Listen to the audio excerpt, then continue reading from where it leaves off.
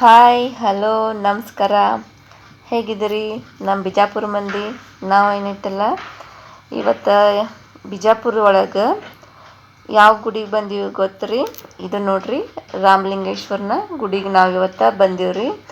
ಇದು ರಾಮಲಿಂಗೇಶ್ವರದ ಗುಡಿ ಒಳಗೆ ಇವತ್ತು ಜಾತ್ರೆ ನಡೀತಿತ್ರಿ. ಇವತ್ತಂದ್ರೆ ಹನುಮ ಜಯಂತಿ ಆಗತ್ತಲ್ರಿ. ಹನುಮ ಜಯಂತಿ ಆದ ಮರುದಿವ್ಸ ಏನೈತಲ್ಲ, ದವನದ ಹುಣ್ಣಿದ ದಿವಸ ಮರುದಿವ್ಸ ಏನೈತಲ್ಲ, ಪ್ರತಿ ವರ್ಷದಂತೆ ಈ ವರ್ಷವೂ ಜಾತ್ರೆ ಆಗಿದೆ ರೀ. ಇದು 2026ನೇ ಇಸ್ವಿದು 3ನೇ ತಾರೀಕು ಆಗಿದ್ದು ಜಾತ್ರೆ ರೀ. ಪ್ರತಿ ವರ್ಷವೂ ಆಗ್ತೈತ್ರಿ.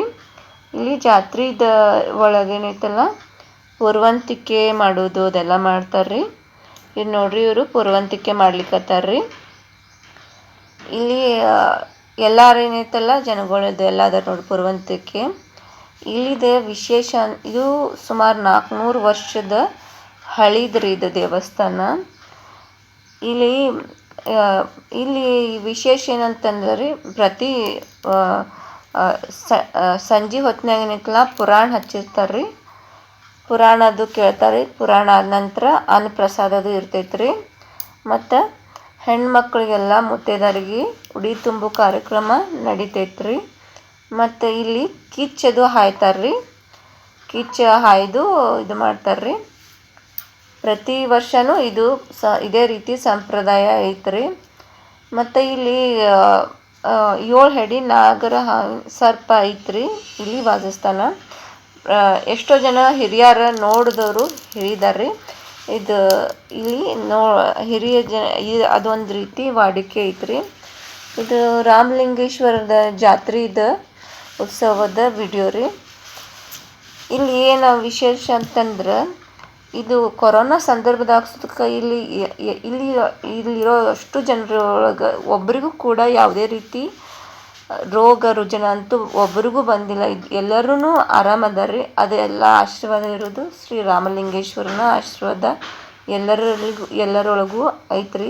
ಎಲ್ಲ ಜನರ ಮೇಲೂ ಆ ರಾಮಲಿಂಗೇಶ್ವರನ ಆಶೀರ್ವಾದ ಅದ ರೀ. ಹಾಗಾಗಿ ಇದುವರೆಗೆ ಅವ್ರಿಗೆ ಯಾರಿಗೂ ಕೊರೋನಾ ಅಂತ ಮಹಾಮಾರಿ ಬಂದಿದ್ರು ಕೂಡ ಅವ್ರಿಗೆ ಏನೂ ಆಗಿಲ್ಲ ನೋಡ್ರಿ. ಅದನ್ನು ನಾವು ನೋಡ್ಬೋದು. ಆ ಕೊರೋನಾ ಸಂದರ್ಭದಾಗ ಸುದಕ್ಕೆ ಇಲ್ಲಿ ಜಾತ್ರೆ ಮಾಡ್ಯಾರ್ರಿ. ಮತ್ತೇನೈತಲ್ಲ ಇಲ್ಲಿ ವಿಶೇಷಪ್ಪ ಏನಂತಂದ್ರೆ, ಇಲ್ಲಿ ಪ್ರತಿಯೊಂದು ಮನೆ ಒಳಗೇನೈತಲ್ಲ ಪಲ್ಲಕ್ಕಿನ ಹೊತ್ಕೊಂಡು ಮುಂಜಾನೆ ತಗೊಂಡು ಎಲ್ಲ ಮುಂಜಾನೆ ಪಲ್ಲಕ್ಕಿ ಮತ್ತು ಪುರವಂತಿಕೆ ಪ್ರತಿಯೊಂದು ಮನೆ ಒಳಗೂ ಹೋಗ್ತಾರೆ. ಹೋಗಿಬಿಟ್ಟು ಪುರವಂತಿಕೆ ಮಾಡ್ತಾರೆ. ಅಲ್ಲಿ ಮಾಡಿದ ನಂತರ ಅವ್ರಿಗೇನೈತಲ್ಲ ಯಾವುದೇ ರೀತಿ ಕಷ್ಟ ಬಾಧೆಗಳು ಎಲ್ಲವೂ ಕಳೆದು ಹೋಗುತ್ತೆ. ಅಲ್ಲಿ ಮನೆಯೊಳಗೆ ಏನೇ ಇದ್ರೂ ದುಷ್ಟಶಕ್ತಿಗಳು ಆಹ್ವಾನ ಆಗಿತ್ತು ಅಂದ್ರೆ ಅದೆಲ್ಲನೂ ಆ ಶ್ರೀ ರಾಮಲಿಂಗೇಶ್ವರ ಸ್ವಾಮಿ ಅವರು ಎಲ್ಲ ಪರಿಹಾರನ ಮಾಡ್ತಾರೆ. ಅಲ್ಲಿರೋರಿಗೆ ಯಾವುದೇ ರೀತಿ ಕಷ್ಟ ಕಾರ್ಪಣ್ಯ ಎಲ್ಲ ದೂರ ಮಾಡೋದು ಶ್ರೀ ರಾಮಲಿಂಗೇಶ್ವರ ದೇವ್ರನ್ನೇ ಪರಿಹಾರನ ಮಾಡ್ತಾರೆ. ಅದನ್ನು ನಾವು ಹೇಳ್ಬೋದು. ಇಲ್ಲಿ ವಿಶೇಷ ಅಂತಂದ್ರೆ ಕಿಚ್ಚಂತೂ ಹಾಯ್ತಾರೆ ನೋಡ್ರಿ. ಇಲ್ಲಿದಂತೂ ಇಲ್ಲಿ ನೋಡ್ಲಿಕ್ಕೆ ಎಲ್ಲ ಜನಗಳು ಬರ್ತಾರೆ ರೀ ರಾಮಲಿಂಗೇಶ್ವರ. ಅಂದ್ರೆ ಈಗ ಊರು ಬಿಟ್ಟು ಹೋಗಿರ್ತಾರಲ್ಲ ಅಂದ್ರೆ ಅವ್ರ ಸುದಕ ಈ ಜಾತ್ರೆ ಸಂದರ್ಭದಾಗ ಬರ್ತಾರೆ. ಎಷ್ಟೇ ದೂರ ದೇಶದೊಳಗಿದ್ರೂ ಇಲ್ಲಿ ಬಂದು ಕಿಶಿಂದ ಆ ಜಾತ್ರೆಗೆ ಅಟೆಂಡ್ ಆಗ್ತಾರೆ. ಭಾರಿ ವಿಜೃಂಭಣೆಯಿಂದ ಇದು ಜಾತ್ರೆ ಮಾಡ್ತಾರೆ ಶ್ರೀ ರಾಮಲಿಂಗೇಶ್ವರಿಂದ. ಅವ್ರದ್ದು ಮಹಿಮೆ ಅಂತೂ ಅಪಾರ ರೀ. ಹೇಳಲಿಕ್ಕಂತೂ ವರ್ಣನೆ ಮಾಡಲಿಕ್ಕೆ ಪದಗಳನ್ನೇ ಸಾಲಕ್ಕೆ ಆಗ್ತಾಯಿಲ್ಲ. ಯಾವ ರೀತಿ ಹೇಳಬೇಕು. ನೀವೇನೈತಲ್ಲ ನಮ್ಮ ಬಿಜಾಪುರಕ್ಕೆ ಬಂದ್ರಿ ಅಂತಂದ್ರೆ, ಇದು ಏನೈತಲ್ಲ ಅಲ್ಲಿ ರಂಭಾಪುರ ಗ್ರಾಮ ಒಳಗೆ ಶ್ರೀ ರಾಮಲಿಂಗೇಶ್ವರದ ಗುಡಿ ಐತ್ರಿ. ಇದು ಏನೈತಲ್ಲ ತಳಗೆ ಗುಹಿ ಒಳಗೆ ಅದ ರೀ. ಸ್ವಲ್ಪ ನೆಲಮಾಳಿಗೆ ಒಳಗೆ ಅದ. ಸ್ವಲ್ಪ ಸ್ಟೆಪ್ ಇಟ್ಕೊಂಡು ತಳಗೆ ಬಂದ್ರೆ ಶ್ರೀ ರಾಮಲಿಂಗೇಶ್ವರನ ದರ್ಶನ ನೀವು ಮಾಡ್ಬೋದು.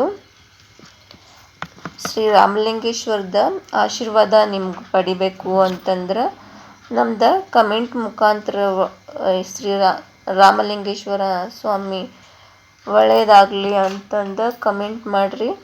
ಅದು ನಿಮಗೂ ನಿಮ್ಮ ಕುಟುಂಬದವರಿಗೂ ಒಳ್ಳೆಯದಾಗಲ್ರಿ. ನಾವು ದೇವರದ ಏನೇ ವಿಡಿಯೋಸನ್ನು ನಾವು ನೋಡೋದ್ರಿಂದ ಕೇಳೋದ್ರಿಂದ ಎಷ್ಟೋ ಜನ್ಮಾಂತರದ ಪಾಪ ಕರ್ಮಗಳೆಲ್ಲನೂ ಕಳೆದು ಹೋಗುತ್ತೆ. ಆ ಶ್ರೀರಾಮಲಿಂಗೇಶ್ವರ ಸ್ವಾಮಿ ಆಶೀರ್ವಾದ ನಿಮಗೂ ನಿಮ್ಮ ಕುಟುಂಬದವರಿಗೂ ಸದಾ ಇರಲಿ ಅಂತ ಹೇಳ್ತಾ ಶ್ರೀರಾಮಲಿಂಗೇಶ್ವರನ ದರ್ಶನಕ್ಕೆ ಹೋಗೋಣ ಬರ್ರಿ. ಇದು ನಾನು ವಿಡಿಯೋ ಮಾಡ್ತಾ ಇರೋದ್ರೊಳಗೆ ಏನಾದರೂ ಮಾತಾಡಿದ್ರೊಳಗೆ ನಿಮಗೆ ಏನು ಅನ್ನಿಸ್ತು ಅನಿಸಿಕೆ ಅಭಿಪ್ರಾಯನ ತಿಳಿಸ್ರಿ. ನಿಮ್ಮದು ಒಂದೊಂದು ಕಮೆಂಟೂ ನನಗೆ ಅತಿ ಅಮೂಲ್ಯವಾದದ್ದು. ಆಶೀರ್ವಾದ ನಿಮ್ಗೆ ಹೆಂಗೆ ಅನ್ನಿಸ್ತು ಅನ್ನೋದು ನಿಮ್ಮ ಎಕ್ಸ್ಪೀರಿಯೆನ್ಸ್ನ ತಿಳಿಸ್ರಿ. ನಮ್ಮ ಬಿಜಾಪುರ ಮಂದಿ ಸಬ್ಸ್ಕ್ರೈಬ್ ಮಾಡಿದೆ ಫಸ್ಟ್ ಟೈಮ್ ನೋಡ್ತಾ ಇರೋರು ಸಬ್ಸ್ಕ್ರೈಬ್ ಮಾಡಿರಿ.